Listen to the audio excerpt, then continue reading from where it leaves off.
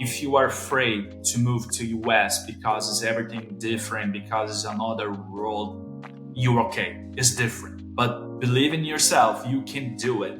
If you are thinking to have a kind of quality of life for your family, like much more safer, you have more, everything's better here, You can drive your car, you can put your window down. Nobody's gonna stay beside you and try to rob you. You have to have a team with you. You have to have money in your pocket, and go ahead, do it.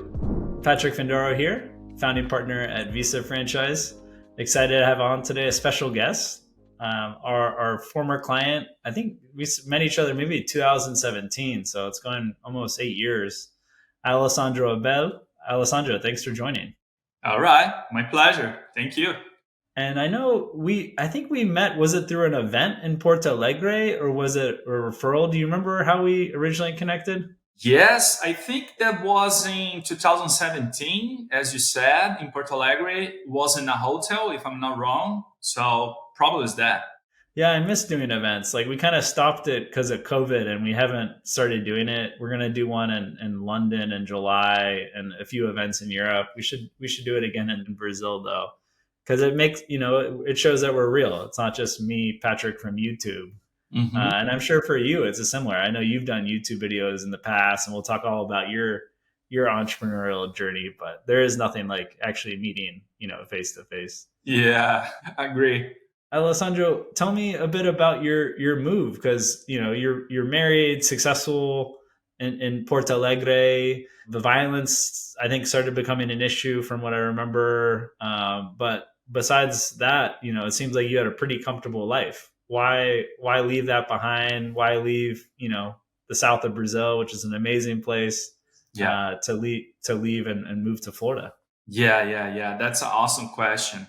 So since we discovered that we are having a child, so I decided by myself to move in another country. And once we visit several times US, I said for my wife, listen, I don't want to grow up my daughter here in Brazil because we have several problems like, it's not safe anymore. And we have a kind of violence issues here. So she first answered, she said, okay, listen, I don't want to live in another country because I have my parents here. So that's my first challenge. Convince my wife to move to the US. And once I decided to move, my first thing that I thought was, okay, here's the thing. I have to have her convinced, but not for me. I mean, I have to show her some numbers and some arguments. So I don't want to be here in the US in the first fight. She starts to say something like, listen, I told you, I don't want to move here. And that's my biggest challenge ever. Once she decided that she's okay to move in because she had in the past, like 2017, almost 18, she had a problem with someone in her job. And she said to me, listen, Alessandro, I don't want to be anymore here in Brazil because I don't want to trust in that kind of people because, we have a lot of problems in Brazil. It's a different way to do business. There's a lot of, I love Brazil. I lived there for a year. We've had, over 100 Brazilian clients, but I think a lot of our Brazilian clients are also leaving a little bit some of the negative cultural aspects. Unfortunately. Yeah. That forced us to move here, but I was planning for that. For me, it was okay, but we're here now and no complaints at all because, we have several opportunities here and we also have opportunities in Brazil. But, despite the fact we have opportunities, we have a lot of problems. So we have to lead that. It's not easy. And what were you and your wife doing professionally in Brazil? So I used to have a digital marketing agency. I was the CEO with another two partners. We have great clients, and that was my business for 18 years in Brazil. So I used to make my own business since I was very young there. We met at the event. back then we were solely working with franchises. Since then, we've kind of expanded to help all sorts of entrepreneurs moving to the US, whether it's a franchise or starting their own independent business. But back then, we had a roster of franchises that we were working with, and I believe we reviewed quite a few with you, but you decided to go with Gelato-go and open a location in Palm Beach County. Yeah. Can you tell us a little bit about that journey? Yeah, sure. I remember when we start to make the research about what kind of business we have to have. I remember I told you in that questions that you sent me by email. I said, "Listen, I don't want to work with kids and pets, I remember that. because this is it's dangerous in my opinion. Liabilities. Liabilities, yeah. So when you show me a coffee shop, you show me another place. I don't remember exactly now, but you also show me the Gelato-go. And the first thing I remember, I can work with B2B. I can make my business, because that I used to make in Brazil. I opened the doors for new clients. So I was really confident that I can do that B2C and B2B with Gelato-go. That because I make that decision. So you like the two revenue streams. It wasn't just a retail storefront that you were just simply selling ice cream gelato, but you could also sell to restaurants, hotels, and other types of businesses. Perfect. That's it. Yeah, that because I pick up the Gelato-go option, and of course I love gelato. Yeah, no, they do a good product. Yeah, yeah. Alessandro, why initially go the franchise route? Why not just expand your agency and try to pick up US clients and just do exactly what you did, but in the US market? Why start with a franchise business? Yeah, that's another perfect question, because everybody asks the same for me. Man, listen, why you didn't open your own business there? Why you have to invest several amount of money to open a franchise? So once I starts to planning to come to US, for sure I starts to drawing something about to open my own business. But that involves a lot of things that it's different from my country. So it's insurance, it's permits, and a lot of things that I don't know. I didn't know about that. So I was really confident to invest my money through a franchise, because they will give me everything. They already have it. So they give me the brand, they give me the all stuff that I can put on the internet, for example. So that was really good for us to start a new business here. So that because I think, okay, I'm gonna dare to open my own business about a Gelato-go, and then I can start to learn how to open another business. So I have more time to learn, and during that time I can make money.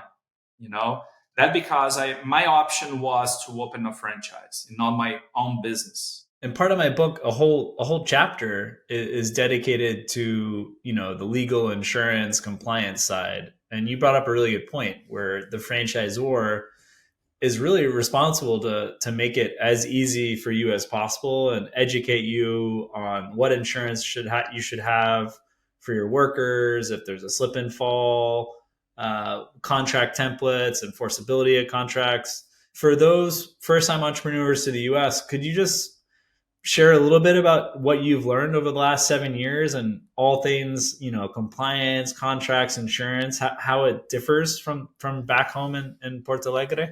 Yeah, that's really nice because I learned a lot. Once we decide to buy the franchise, they have two options for us. One, I have to make my business by my own. I mean, open the shop, make the leasing, lease the shop. Actually, I have to get my permits in the city. So, and another option was a turnkey. They will give me everything. So I didn't have that money, unfortunately, because today I think that was the investment if you have the turnkey. That because I'm Well, saying, you're younger. You're still young, but that was a lot while ago. It's not like yeah, you're like 55 doing this investment. Like you did it yeah, relatively young, where yeah, every penny counts. yeah, exactly. So that because I think, okay, I doing that by myself. I don't have the money, and I use that time that I had that time and 6 years ago. So I invest that time to learn because now I know how to get the permits in the city. Now I know how to hire someone to make my build, the shop. So I learn a lot. I learn a lot. But for those who are thinking to move to US from Porto Alegre or Brazil, they have to know we also have bureaucracy here. We have tons of papers, forms for every single thing you are thinking about. We have to fill a form. You know that, right? Better than me. So there's something that we don't have in Brazil. Also, we have in Brazil bureaucracy for everywhere, but here is different. The language is different. Everything is different. And it seems like, I spent a lot of time in France. I used to live in Brazil. Restaurants just open so fast. There's so much less, in the US, it's great that there's protections for handicapped people, and you have to have ramps and all different sorts of accessibility. But that it's a big problem for the business owner, where it's going to be generally a lot more costly, expensive, long permitting process. So I know I've heard of stories of people that think it's just going to take 3 months to open, but it's more like 12 months. Yeah. So, I think people should think twice too before going into a brick and mortar. And if you're going to do that, I guess that's where the franchisor really comes in play, whether it's opening up Yeah. something with pets, kids, which wasn't your choices, or something like a gelato business. Yeah, yeah, yeah. But there's one thing is really different from here to Brazil. It's once you have your business open, you're okay. You know, in Brazil, you have to have your business open, but then they're going to visit you several times, asking you about, I don't know, man. It's tons of things. Do you have this? Do you have that? But here, once you have that open, you're okay. That's the biggest Interesting. difference ever. So the initial setup's a pain, especially when it's like a physical business. But after that, you're not constantly worried and constantly have to provide documents or make adjustments to your physical store. Yeah, that's the difference. And how about on the worker side? How is it, managing workers? I know Brazil's pretty litigious, where my Brazilian entrepreneur friends, and my one friend's mom has a couple of restaurants and a catering company, and she has a lawyer full time that just deals with labor disputes with her like 80 employees. And in the US, that's just crazy. Like a lawyer just for labor law with like less than 100 employees. So Yeah, that comes to mind. But what are the things like on the labor employment side are different and that you've learned over the years? yeah. So for those they are American and they are watching us, I would like to say, guys, you are blessed because in Brazil it's really tough to lead with that kind of thing. Every time you have to hire someone in Brazil, it's easy. Like here, it's easy. But the problem is when you have to fire someone, you have a lot of things to have to take care. And here, US is so easy. It's practical. You can hire today and you can fire tomorrow, no problem. It's really quick. It's really quick. But in another hand, it's the same for the employees. They start to work with you today, but they didn't show tomorrow. It's okay for both parts. In my opinion, that is totally fair. It's totally It's a very fluid employment market. It must be the most fluid in the world. yeah, Maybe Singapore and some of these city states are a little more, yeah, but Europe, Brazil, most of Latin America, it's kind of hard to scale up. Like you're going to really think twice before you hire someone new, and yeah. probably stretch your employees a little more thin before bringing on that extra support staff. Yeah, yeah, yeah. And here is so easy. You just fill a form, W-2, and send for your accountant. It's done. It's really easy. It's really easy. In Brazil, is everything is really hard. And if someone in Brazil is working for you, and I don't know if that person just broke the leg or something like that, working with you, you have several problems. Even if that person in Brazil is working home office from home, and sometimes if that person working for you from home has any problem issue, you have to pay for it. That's, in my opinion, it's ridiculous. That because I left Brazil since 2018 because I can't handle that anymore. left behind, you know? And so, Alessandro, you got the E2 visa initially for 5 years. And as you have an Italian passport, you leverage that, right? Correct. And that allows your wife to work. Could you tell me a little bit about what you guys did in those first 5 years, or even the first 7 years in the United States, and kind of both how both of you have kind of become entrepreneurs? Yeah, actually was the inverse. My wife was the applicant for E2, and I That's was right. dependent, so I can work. I have work permit, and both we have social security numbers. Because one thing about the E2, a lot of people ask me is, but you don't have the green card. That's okay because we have 5 years to think about it. Another kind of visa that we can apply for green card. So we have time enough.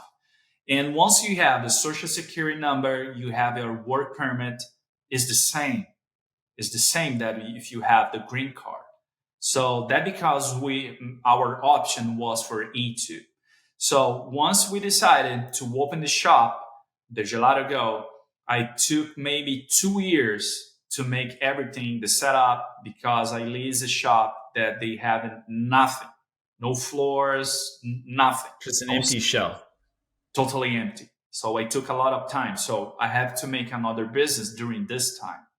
So I start my own business online, selling products on Amazon since 2018.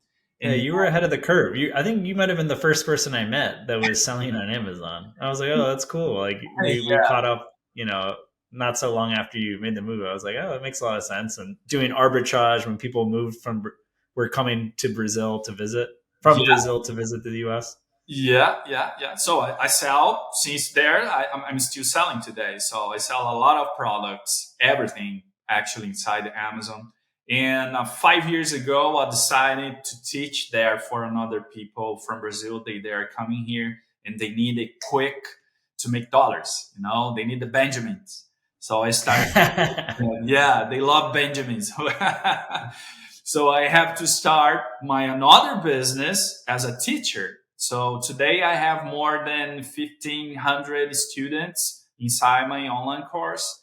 And I actually have another tournament that I can go to the another people and make that personally. Well, So we're definitely gonna have to include a link, and I know at least some of the people listening in know Portuguese and are watching from Brazil, or now we have clients coming from Portugal since they got the E2 yeah, visa treaty as well. But that's wild because I know you were just starting the course last time we caught up. What led to the success? How did you get product market fit for that online business of selling basically a productized service that you're helping people start their own Amazon store and make money, make Benjamins make with Amazon? Yeah. So one of the things about Amazon that I like it, I love it actually. You don't need to make any advertisement inside because Amazon did. So once Amazon showed that product inside the platform, you're gonna sell it. So we just have to understand how to buy the products in cheaper and then send to the Amazon sell to you with a great profit. So I developed that kind of knowledge since 2018. And today I know how that works properly to show the other people how to sell on Amazon. It's a wonderful business for sure. And you're also using your unique ability that you were raised with, which is being able to communicate that in Portuguese in Yeah. addition to English. So Mm. opening up to that market, and that's been a recurring trend where we have clients, whether they're in real estate or different industries, where if they speak Spanish, for example, they're focused on the Spanish market, or they're selling homes mostly to French speakers and doing property management for French speakers. And we've seen clients have a lot of success, not leaving their culture and background behind, but using it and leveraging that continued cultural and language knowledge. Yeah. Yeah. And then tell me a little bit on the other activities that you and your wife are engaged in. I understand now that you've also entered the real estate space. Yeah. So my company in Brazil, as I said, we used to make the advertisement for the another companies, and that company was my clients. They are focused in the real estate market in Brazil, the high level. I mean, the triple A buildings, and I used to be the thinker about what kind of name you can put in that building, what kind of strategy we have to have, the branding, everything. So I used to make that in my agency in Brazil. So I used to love that market. So I always thinking to go inside the real estate market in the US, but I didn't have time. And also, when you start the real estate marketing, you have to know you don't have any profit. You have to work hard, make your first sale, then your second sale, but you have to have something giving you profit so you can go in. So I decided 1.5 years ago to go in the real estate market, and today I'm loving. So I have my clients, I have my YouTube channel. I go to the Miami, Aventura, Sunny Isles to make the videos for my YouTube channel, and that's it. The thing starts to happen. That's the USA. Once you are here, we start to make the things happen. But you have to have here. You have to be here. So the things starts to happen for you. Of course, if you do the correct things. That's well said. Yeah, I mean, I'm a big advocate for anyone listening. If you're thinking about moving to the U.S., come here first. Don't even engage us. Spend 2 months, 3 months, as much time you can. Discover the neighborhoods. There was a client I talked to, prospective client, I should say, I talked to the other day, and this is between a bunch of states. I said, hey, try to take 6 weeks off and check those cities out. We don't want to start forming companies with you in Texas. If you're thinking about North Carolina, come here, spend some time, talk to your friends that have moved here in the past. But I think there's nothing like time and market to forge those relationships and really understand, the products that you're selling, the real estate. You have to feel the market. That's correct. And Alessandro, for someone considering the E2 visa to start their own business in the U.S., what advice would you give them about the process? And how did Visa franchise help you, in terms of navigating that challenge, moving to a new country? Okay, awesome. Yeah, the Visa franchise for sure helped us a lot because I have no idea where I have to make my research, how I have to call for some companies like, I don't know, Starbucks, or doesn't matter what kind of visas, because we have no idea how much we have to spend. Once we start to talk with Visa franchise, I said, listen, that's my budget. Find something for me that I can apply for E2 visa. Find something for us that we can make the B2, B2C and B2B. That's really important for me. So Yes. you can handle that. You can handle that for us because I make my description, what I want, what I need, and you feel everything that we are looking for. That's really important, really important. And of course, once you said me, I remember that the Gelato-go was one of your reference about a franchise here. I mean, low cost or median average, but you said we already have another clients that they opened the gelato shop. That was really nice for us because we feel more confident. You know what I'm saying? We feel more Yeah, it's confident. hard to be the first, E2 visa investor. Maybe the franchisor doesn't know how the flow works, and ideally, you talk to numerous clients that have already franchisees that are already up and running, and many of which have already hopefully gotten the E2 visa. So Yeah, I'm glad to hear that boast of confidence. yeah. I remember I had the opportunity to talk with two franchisee, and I spoke with them in 2018, and they make me really confident, more confident, because they said, "Man, you are in a good hands. Okay, you can go ahead." So that's really good for us. So obviously you learned a lot, but putting yourself in your shoes back in 2017, 16, you gave your wife the information. She's educated on what the US is going to be like, what your life could potentially be like. You both decide as a married couple, yes, we're going to do this. What do you wish you would have known back then, or you would have told your past self that maybe would have made the journey a little smoother for you and your family, whether it's more professional side on the business or more on the personal side? Okay. Yeah, that's good. One challenge that we had was about our daughter when we moved here. She thought probably because she was 3 years old, and probably she thought, okay, I'm going to the US because we're taking a vacation. So one thing that I miss is working with my daughter, telling her that we are going to move to the USA. So of course we said something, but we have to be more clear for her because we have problems with her when we move. She starts to have some problems.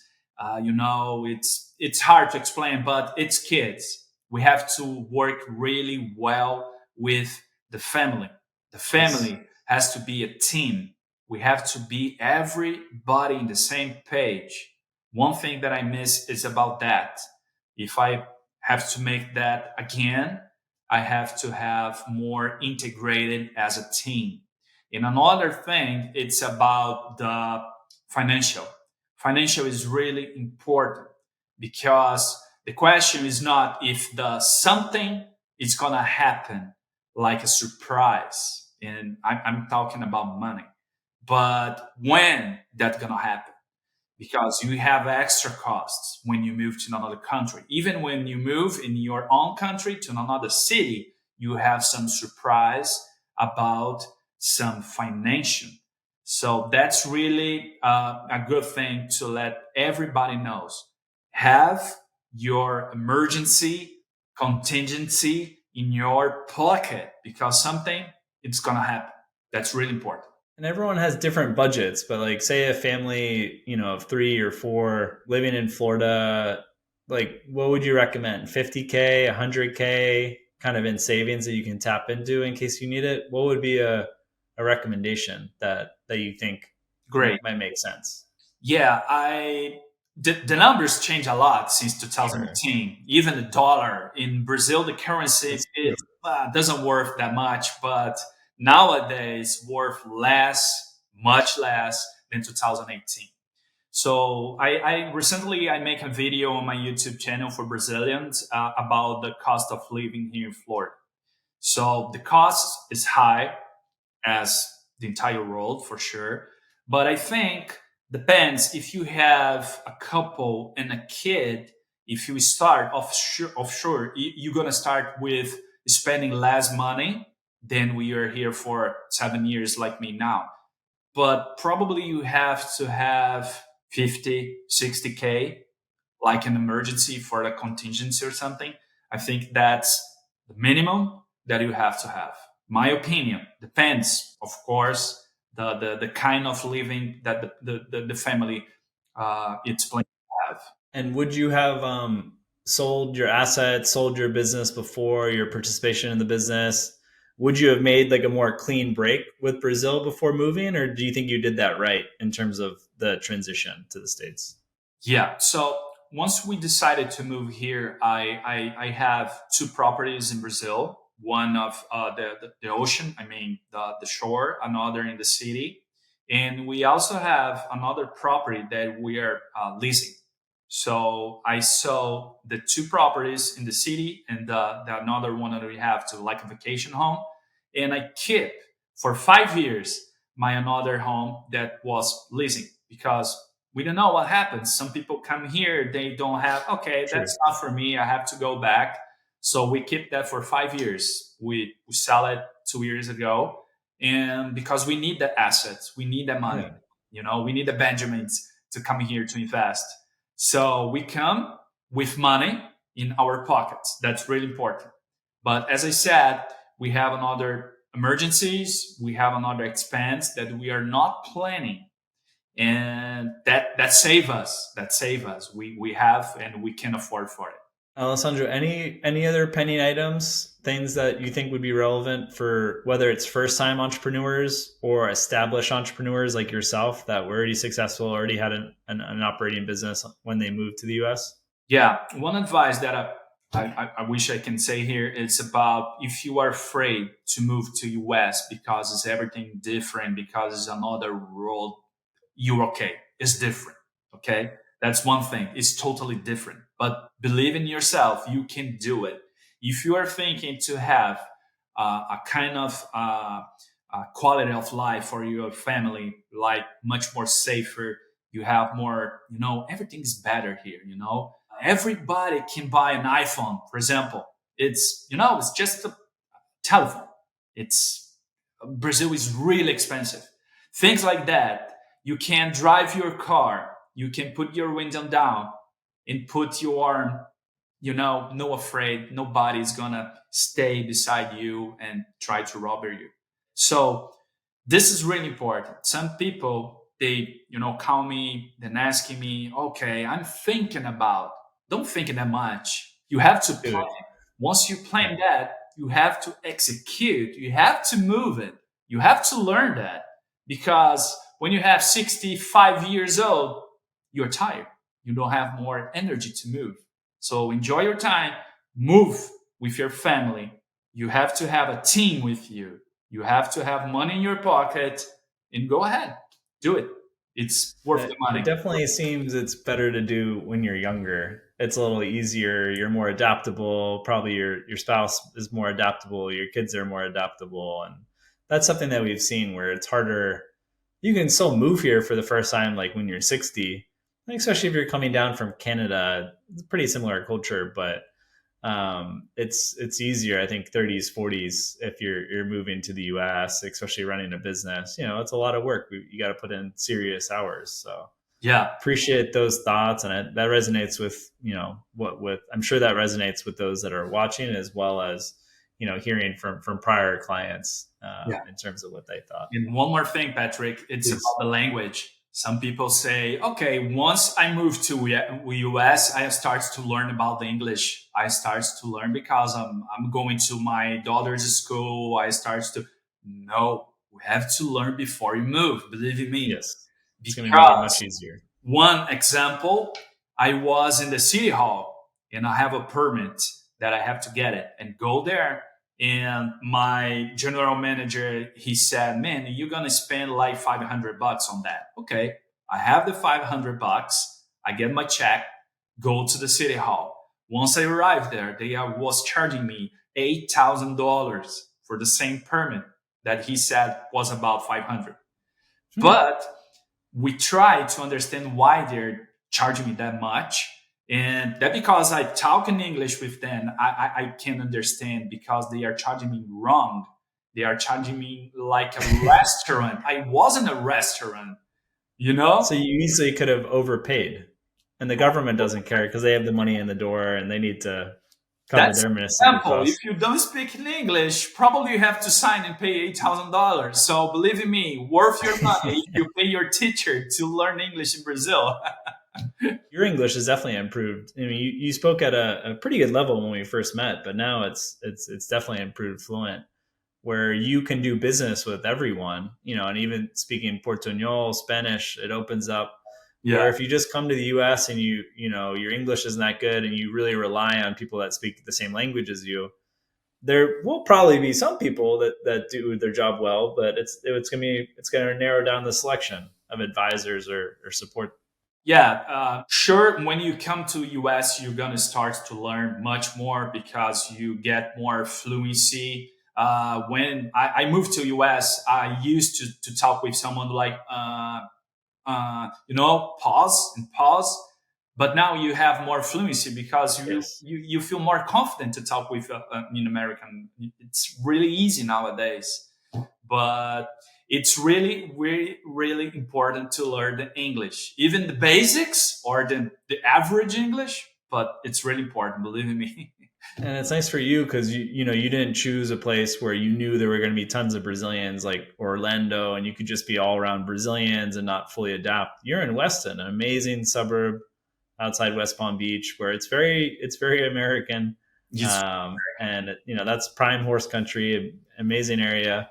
And with that, you're kind of forced to get better and really improve. Yeah, and this is the Gelato-go. The business helps me a lot because I have to talk just in English with everyone every from day. Canada, you know, people from another countries in Europe. They just talk in English with me, so that helps a lot to improve my English for sure. That's awesome, Alessandro. Well, you've gone a long way from owning a digital marketing agency in Brazil to opening up a franchise business to being an online course creator, selling on Amazon, selling properties, and really happy for you and your family. And thanks for sharing your story today with everyone in the Visa franchise community.